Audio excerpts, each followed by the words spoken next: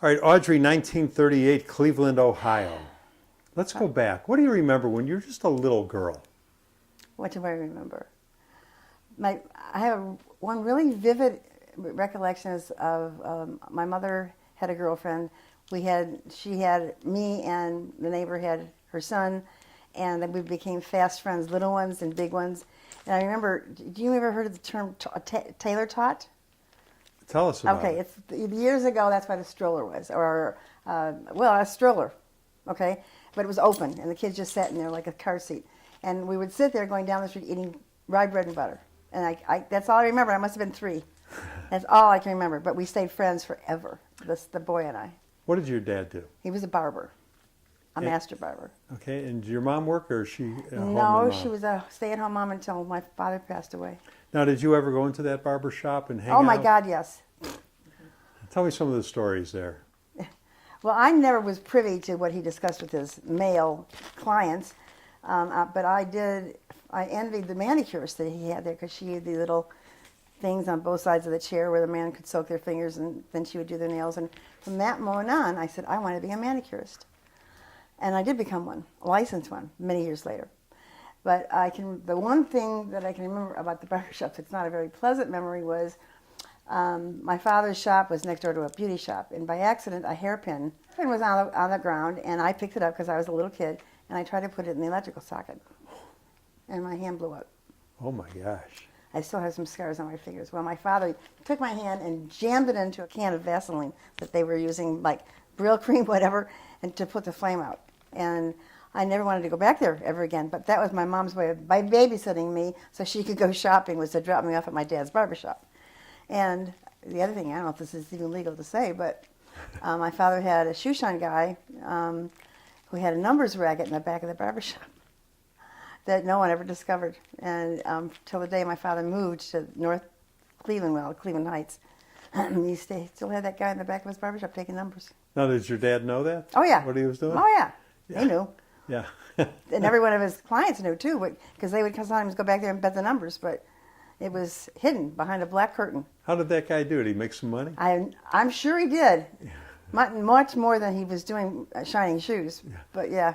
Your grandparents, do you remember them? Well, not very well. My father's parents came over from someplace in Russia. Neither one of them spoke a word of English. My grandfather was a carpenter in Europe, and when he came to Ellis Island and they asked what he did, he said he was a carpenter, and thus they gave us the name of Chipman. So that was my maiden name, was Chipman. And I don't know what kind of work he did when he got into Cleveland. It was not that it was hidden, but they never discussed it because he couldn't speak any English even to the day he died, and neither could my grandmother. And my grandmother was totally blind, and she would feel her way around the house and, feel for things, and so she knew where she was. She even, teglach, she used to bake those every year. They're a little round thing of dough that they would put in honey, and then they would build them up like a little mountain, and you would eat them like candy. And I remember her, rolling that stuff up in the kitchen and dumping it in the honey. But it's the only thing I can remember her ever doing. And what about your grandparents on the other side? My mom's parents, there again, they spoke nothing but Yiddish. I remember my grandmother because she used to take me every morning on the porch, and we'd feed the birds breadcrumbs, but never spoke a word to each other because she was totally Yiddish, and I, too little to have even picked it up from my parents because my parents spoke Yiddish to each other. But I don't remember very much about her, and by the time I was there, my mom was one of 8 kids, and by the time I came around, she was too old to even do any cooking in the kitchen, and we spoke very, very little.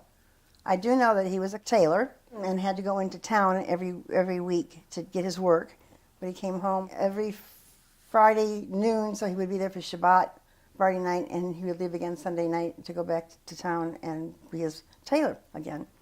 And as I said, she was one of 8 kids, so he knew what he was doing when he got home. Was it hard for them, all 4 of your grandparents, they didn't speak English. How did they get along in society? They didn't. There was no society. It was strictly just family. There was an aunt, a brother, and my dad. And the aunt, again, was totally blind, lived upstairs of my grandmother with her husband and her sons. And the whole society was just the family. They they didn't socialize it because they didn't speak, and anybody that they spoke to wouldn't understand them anyway.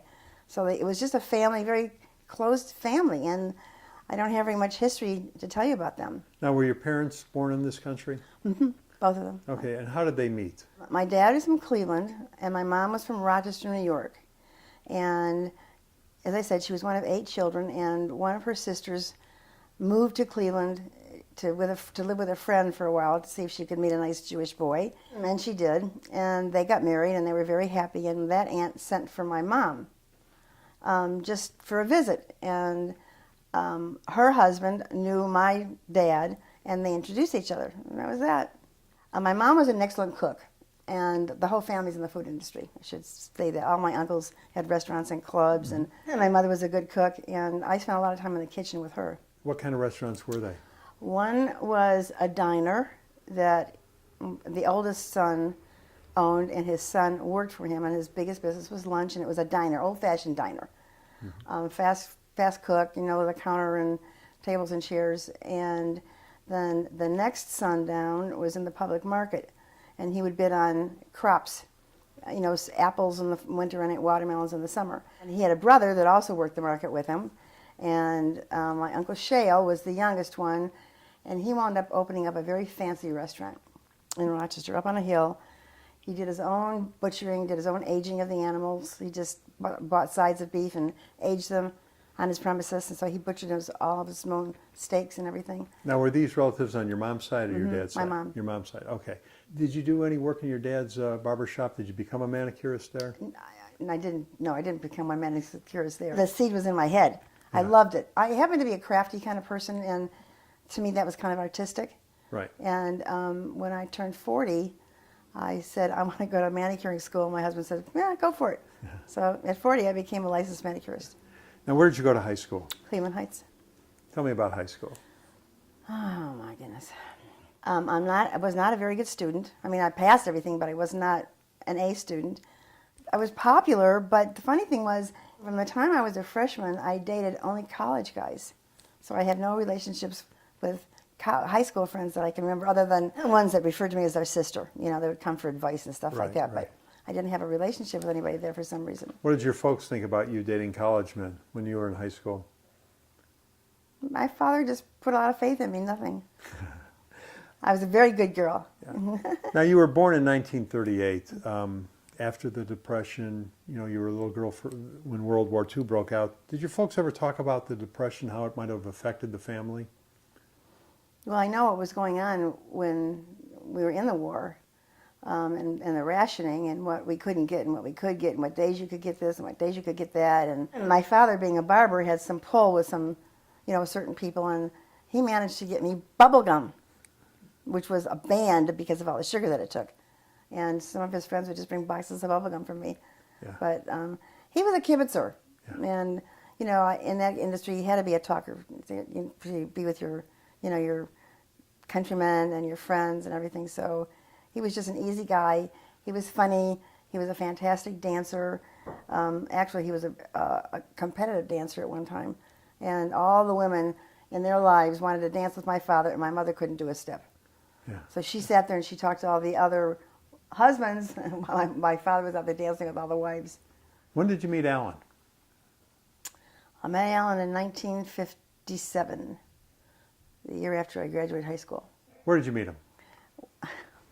Okay, I told you my mother was from Rochester. My husband was from Rochester.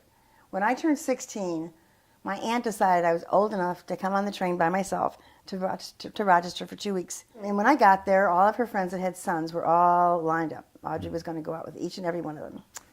Well, I went out with one whose father was the OB-GYN of Rochester, nice Jewish guy. And his son became best friends with my husband. And I was dating his friend for a while, and then we had a disagreement. And I had met Alan, and I just poo-pooed with this David, and I said, I'm sorry. And 5 minutes later, the phone call came in, and it was Alan, and he said, this is Alan, or they called him Dizzy because of the Disraeli. And I said, if you're calling me about David, I don't want to talk. He said, no, I'm calling about me. I said, oh, okay. He said, would you like to go out Saturday night? And I said, I have a date this Saturday, but we could do it Friday or Sunday. he said, okay, we'll do it Sunday. That's how I met him. And 57 years later. Now, after high school, did you go on to college or did you No, go to I went, work? I took a year at Western Reserve, but then my dad passed away and I had to support my mom. So that was the end of my college education. My father never thought it was important for women to go to college. Right. So right. I sort of had that battle going all the time. And he was a barber that didn't make a whole lot of money, and he couldn't afford, to send me away to college. And there wasn't anything that I wanted to do except business. Right. So right. I became a secretary. Did you stay in the area and still take care of your mom?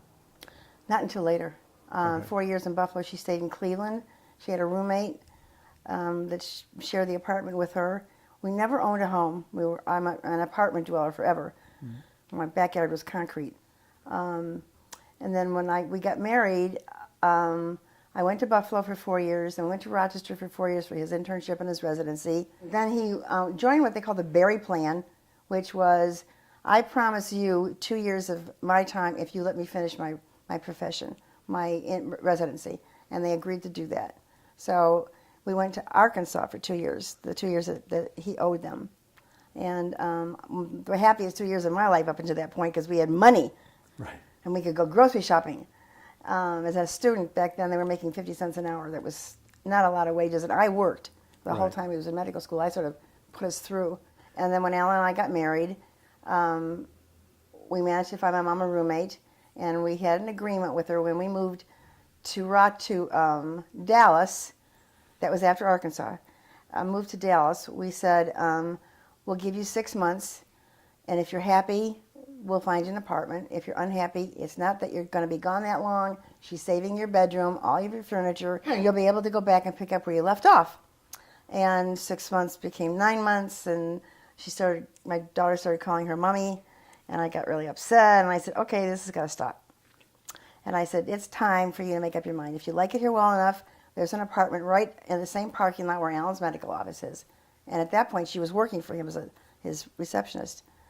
And she said, no, I want to stay with my grandkids. So she stayed and was never very happy.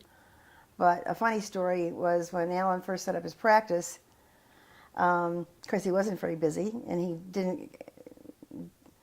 didn't have enough people to refer to him. And when she started working for him, he didn't have very many patients, but she used to go up and down the hall and collect cigarette butts and put them in the ashtrays in Alan's office, so people thought he was busy. And then another thing that she did was when we would go to the theater with some friends, and always back then it was a pager. You didn't have a phone or anything, it was a pager. So the pager would go off, and Alan had an old-fashioned mobile phone, and he'd answer the call. It was my mother, again, making him think that she was busy. He was busy having a baby someplace because he was an OB-GYN. So that was my mom's contribution to our success. Yeah. Do you know over the years how many babies Alan delivered? Over 1,000. Everybody asks him that. Yeah. He was in practice for 46 years. When he was practice alone, he was busier night and day, but then he took in a partner, and the night call got a little bit easier, but thousands, I'm sure. Thousands. I don't think that they ever kept track of them. He had walls of baby pictures, but I don't think he ever kept track of numbers. Yeah. Did he ever run into any of them Oh, yeah. after they grew up? He would run into funny places. Patients, like at a cruise ship, and a patient just caught his arm as we were walking by, and she says, Dr. D. And he looked at her and said, yeah? You don't know me? No. And she gave her name, and he went, oh my God, what are you doing here? She says, I could ask you the same thing. And he had delivered 2 of her kids. And then another time, that happened quite frequently, but then here, we were in breakfast with my family, and a woman comes by and drops a photograph on the table. And he looked at it and he said, yeah. And she says, do you know who that is? And he said, I have no idea. And he looked at her, he said, do I know you? She said, yeah, you delivered him. So funny things like that happen. Yeah. What brought you to Dallas? We were stationed in Arkansas for 2 years. And I knew I did not want to go back to snow country. I grew up in Cleveland, and Rochester was enough, and Buffalo was even more. So I knew I did not want to go back to the snow country. And I was 8 months pregnant with my daughter, which is my 3rd child, and we had promised them to take them to Disney World or Disneyland. The neighbor said, he was the dentist on base, and my husband was the OB-GYN on base, and he said, your kids will never know the difference. Take them to Six Flags.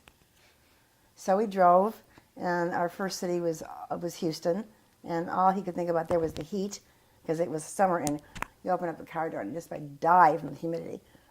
Then we went to Dallas, and he saw horses in people's yards, and he says, "This is where we're going to live." So when we moved into our big house on Preston Road, we were across the street from the Green Hill Schools stables. So he did see horses until they built up Preston Road, and now it was 6 lanes. Was there an invention in your lifetime that came along that you went, how did I ever get along without that? Oh my God. A curling iron. Probably that was the only thing that my father had never even seen one. But as I say, he died when I was 19. So I have very little memories from him because he worked 7 days a week. Actually, the morning he died, he was shoveling his car out of the snow to go to the hospitals to make rounds on his buddies and give them a shave and a haircut. So he never made it that day. And I happened to wake him up that morning. Didn't mean to, because I forgot he was off. But Now, were your kids born all over the country? the 2 boys were born in Rochester, and my daughter was born in Arkansas. I had several different businesses of my own that were, my husband called them hobbies. And my manicuring was one of them, but it wasn't my first one. I had a catering business that I could work out of the house when the kids were not there. I could cook in the afternoons and in the evening, and then be mommy when they came home from school. And then I catered on weekends. And I had a stationery business with a friend of mine from high school, which lasted about 10 years. And I did nails for about 12 years. I had like 5 different jobs. You remember when you got your first television set? I was 11. A little television, a big magnifying thing in front of it. And of course, what did I know from any different? I was just so happy that we had a TV.